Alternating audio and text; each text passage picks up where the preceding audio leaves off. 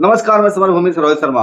31 मार्च 26 को अमित शाह ने कहा था माओवाद भारत से समाप्त हो जाएगा। 30 मार्च को अमित शाह ने जश्न भी मनाया था, यानी घोषणा के ठीक एक दिन पहले। उसी दिन समझ में आ गया था कि अमित शाह के पास इस बात की पुख्ता जानकारी है कि 31 मार्च 26 के बाद भी माओवादी रहेंगे, खत्म नहीं होंगे। माओवादी लगातार अपने इलाकों में काम कर रहे हैं। बेशक वे कमजोर हो गए हैं, उनके बड़े बड़े नेतृत्व खत्म हो गए हैं, यहाँ तक कि महासचिव बासवराज का भी शहादत हो गया है एक संघर्ष के दरमियान। ऐसे हालात में माओवादी के जो बचे हुए अंतिम पोलिट ब्यूरो मेंबर थे मिशिर मिश्रा, उनकी भी गिरफ्तारी हो गई है। बावजूद इसके माओवादी खत्म नहीं हुए हैं, वे लड़ रहे हैं, आगे बढ़ रहे हैं। थोड़े घबराए जरूर हुए हैं क्योंकि नेतृत्व खत्म हो गया है, संपर्क टूट गया है, लेकिन उनकी यह जो कार्य पद्धति है या ये जो समस्याएं हैं, उनके कार्य पद्धति का एक हिस्सा है। वह इस बात की तैयारी शुरू से चलते हैं कि अगर संघर्ष में नेतृत्व खत्म हो जाए या फिर संपर्क टूट जाए, उसको फिर से किस तरह से बहाल करना है या उसको किस तरह से फिर से पुनर्जीवित करना है।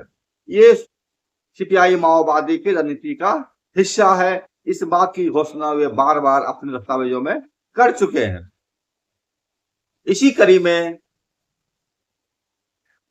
3 दिन पहले चतरा में 2 माओवादी की गिरफ्तारी होती है।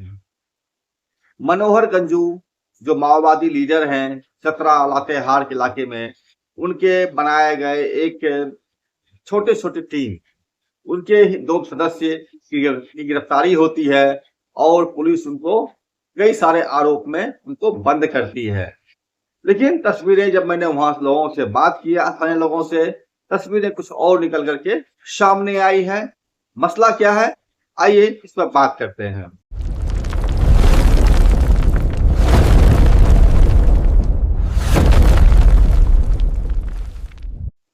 पुलिस ने खबर दिया है चतरा में माओवादी संगठन दोबारा सक्रिय होने का प्रयास कर रहा है। नहीं, ये ही खबर गलत है। माओवादी दोबारा सक्रिय होने का प्रयास नहीं कर रहे हैं, बल्कि वह पहले से ही सक्रिय है। चतरा भारत का वह जिला कह सकते हैं जो झारखंड में पड़ता है, जिसके मुख्यालय में रेलवे स्टेशन नहीं है। जब मैं चतरा गया था तो वहां मैंने देखा कि मुख्यालय से तकरीबन 30-40 किलोमीटर दूर जाकर के स्टेशन है और कुछ जगह तो 60 किलोमीटर दूर जाकर के स्टेशन है। और वो स्टेशन भी वहां के जो पूंजीपति हैं या फिर उद्योग है उसके लिए है, आम आदमी के लिए उसकी सुविधा नहीं है। सड़कें नहीं है, बिजली के नाम पर एक भूख भुकाता डिबिया है, सोलर लाइट प्ले जैसा। वहां पर स्कूल्स नहीं है, जो भी स्कूल थे उसे माओवादियों ने ही बनाया था। जो भी वहां पर व्यवस्था तालाब का, पोखर का, वो भी माओवादियों ने ही बनाया था। इसे सरकार ने मारकर वहां से भगा दिया, जंगल में धकेल दिया। हालांकि जंगल जाना भी माओवादी की रणनीति का ही एक हिस्सा है। चतरा वह जिला है जहां पर संसाधन तो अपार है, लेकिन आम लोगों के लिए सुविधाएं कुछ भी नहीं है। ये सबसे बड़ी त्रासदी है।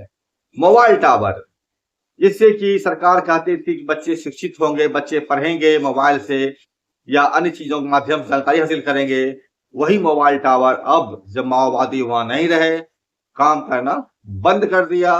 वहां फोन नहीं लगता है, आप वहां पर किसी भी मोबाइल में टावर नहीं आता है। जब तक माओवादी वहां थे तब तक टावर था, यानी मोबाइल में टावर रहता था, नेटवर्क रहता था। माओवादी वहां चले गए जंगल की ओर तो वहां पर टावर भी काम नहीं करता, वहां के मोबाइल में भी सिग्नल नहीं आता, नेटवर्क नहीं आता, नेट नहीं आता। सरकार ने जो दावा किया था कि हम ये मोबाइल टावर का निर्माण आम बच्चों की शिक्षा के लिए कर रहे हैं, अब वो दावे हवाई हो गए, उसका अब कोई वजूद नहीं रहा। माओवादी थे तो टावर था, माओवादी नहीं है तो टावर अब काम नहीं कर रहा, नेटवर्क नहीं मिल रहा है। ये वहां की तल्ख हकीकत है जो मैंने वहां पर रिपोर्टिंग के दौरान देखा था। वहां पर जैसे खबर आई है, चतरा पुलिस ने 2 माओवादियों को वहां से गिरफ्तार किया।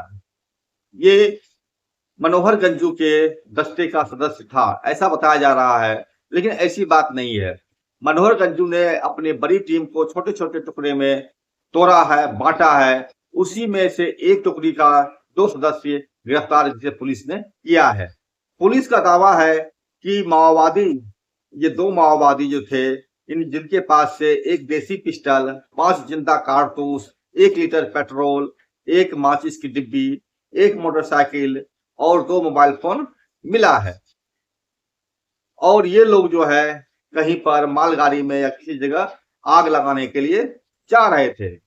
मेरा सवाल प्रशासन से है, जब माओवादी मजबूत थे, ताकतवर थे, उनके इलाके में प्रभाव था, धाक चलता था उनका, उस दरमियान जब 17 में एक जेसीबी मशीन को जलाने के लिए ये लोग गए थे तो रात के अंधेरे में गए थे। सैकड़ों माओवादियों के साथ गए थे, उनके साथ में 47 था, उनके साथ में SLR था, उनके हाथ में स्टेन गन था, उनके हाथ में बहुत तरह के नाना प्रकार के हथियार था, सिर्फ एक जेसीबी मशीन को जलाने के लिए। और इसके बाद वहां पर वो लोग जला करके वहां से चले गए। जब माओवादी मजबूत था, उसके पास 47 जैसे राइफल्स थे, सैकड़ों माओवादी मिल करके एक जेसीबी गिराने के लिए गए थे। तो अब जब परिस्थिति विपरीत हो गया है तो वहां पर मात्र 2 माओवादी एक मोटरसाइकिल पर बैठ करके माचिस का डिब्बी और 1 लीटर पेट्रोल लेकर के कौन सा मालवाहक विमान को जलाने जा रहे थे या कहां आग लगाने जा रहे थे, यह सवाल के घेरे में है। प्रशासन का यह जो आरोप है इन माओवादियों पर जो 2 गिरफ्तार किए गए हैं, प्रथम दृष्टया ही बेबुनियाद लगता है, क्योंकि अब माओवादी की स्थिति पहले जैसी नहीं रही है। वे बेहद कमजोर हो चुके हैं, अस्तित्व में जरूर हैं, अस्तित्व में है लेकिन कमजोर हो चुके हैं। जब एक जेसीबी चलाने के लिए उतने सारे माओवादी जा सकते थे, जब उनका प्रभाव था इलाके में, मजबूती थी उनकी, आज जब माओवादी वहां कमजोर हो गए हैं तो एक आगजनी करने के लिए, मालगाड़ी जलाने के लिए सिर्फ 2 माओवादी, 1 माचिस का डिब्बी, 1 लीटर पेट्रोल और 5 जिंदा कारतूस लेकर के एक पिस्टल के साथ वो कौन सा पहाड़ ढहाने जा रहे थे। यह आरोप सिरे से ही खारिज होती है। जैसा ग्रामीणों ने वहां बताया हमें कि यह एक आरोप है जिसका कि कोई जवाब नहीं है, जिसका कोई बेस नहीं है, जिसका कोई आधार नहीं है। और सरकार इसी तरीके से पुलिस केस करके फर्जी मुकदमे डाल डाल करके युवाओं को जेल के अंदर बंद करती है, जिसके कारण ही माओवादी पनपा है, माओवादी बढ़ा है और माओवादियों ने हमलावर उपचार करते हुए हजारों पुलिसकर्मियों को मौत के घाट उतारा है। यह इस देश की तल्ख हकीकत है। इस बात को सरकार भी जानती है, इस बात को पुलिस भी जानती है, इस बात को न्यायपालिका भी जानती है, एक्सेप्ट करने के लिए तैयार नहीं है। इस प्रकरण में 2 माओवादी गिरफ्तार हुए हैं, जिनका के नाम कुंदा थाना क्षेत्र के गुजराम गांव के 22 वर्षीय निवासी सुरेंद्र गंजू हैं और दूसरा है करील गरवा गांव के निवासी 20 वर्षीय संजय गंजू। एक कम उम्र के 2 युवा एक मोटरसाइकिल पर चढ़ करके, सवार होकर के कौन सा तीर मारने जा रहे थे, कहां आगजनी करने जा रहे थे, ये एक बड़ा सवाल है। इसी तरह से सरकार अगर करती रही तो वह दिन दूर नहीं है जब ये माओवादी फिर से जुड़ जाएंगे, खुद को पुनर्जीवित कर लेंगे और खुद को आगे बढ़ा लेंगे। भारत के इतिहास का यह सबसे गंभीर अध्याय है कि पुलिस का रवैया कभी भी आम जनता के प्रति सहानुभूति पूर्वक नहीं रहा है। पुलिस का रवैया सदैव से देश के युवाओं को तंग करने, फर्जी मुकदमे लादने, उन पर फर्जी इनकाउंटर करने, यहाँ तक कि उसके घर को लूट लेने तक का भी आरोप यहाँ भारत के पुलिस पर लगाए जाते रहे हैं। बलात्कार जैसी घटनाएं तो इनके यहाँ अंतहीन कहानी की तरह इनके थानों के लॉकअप में पसरा हुआ है। और टॉर्चरिंग की घटनाएं, 3rd डिग्री टॉर्चरिंग कहते हैं, पुलिस का एक रोज का व्यवहार हो गया है। इलाहाबाद हाई कोर्ट के वकील जज कहते हैं एक फैसले में पुलिस एक संगठित अपराधी गिरोह है।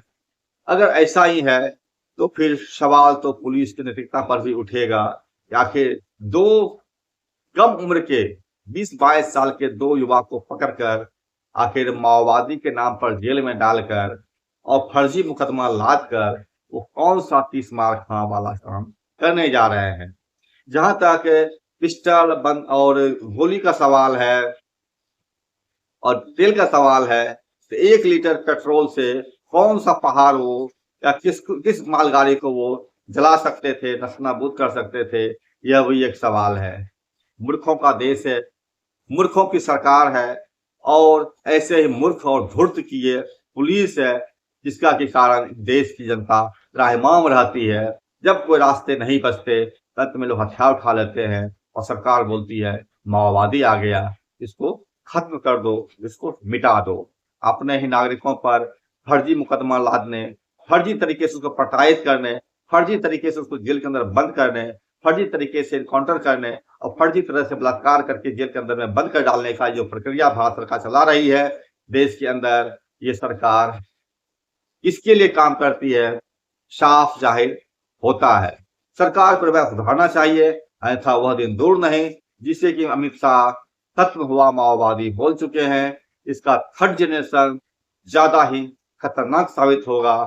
निर्णायक चीजों को ले जाएगा और ऐसे में भारत एक बार फिर से युद्ध की झोंक में चला जाएगा।